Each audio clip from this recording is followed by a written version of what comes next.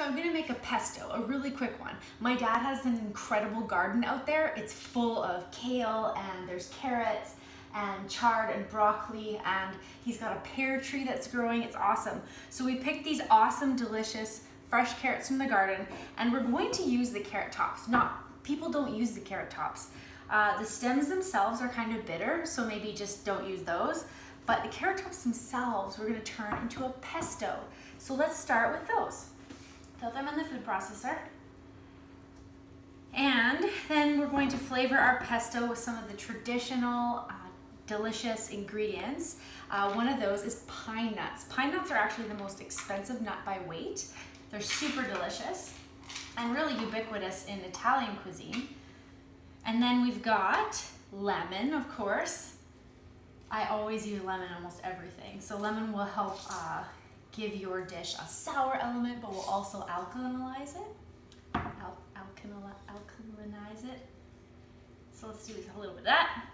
Some onion. Onion, part of the allium family. Red onion are actually the most nutritious of all, and they have those anthocyanins, which is that powerful antioxidant. So trying to eat like onions or garlic or leeks every day is really, really good for you. We'll add some fresh dill.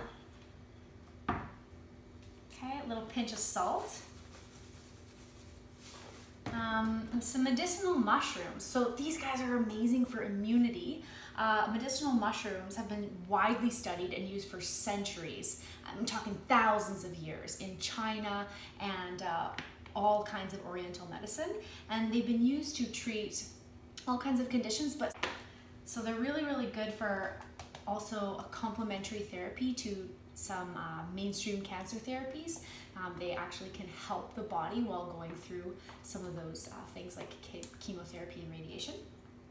Okay, now we're gonna add a little bit of olive oil, just a drizzle, and some macadamia nuts. Now when you purchase macadamia nuts, try to find them in the fridge because they have such volatile oils, such sensitive oils that with heat, light, and air, they might go rancid. That's actually all nuts and seeds. So I've given my parents the tip and they actually keep all their nuts and the seeds in the fridge now.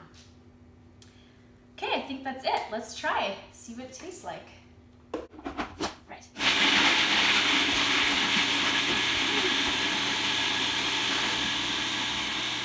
Wow, looks great already.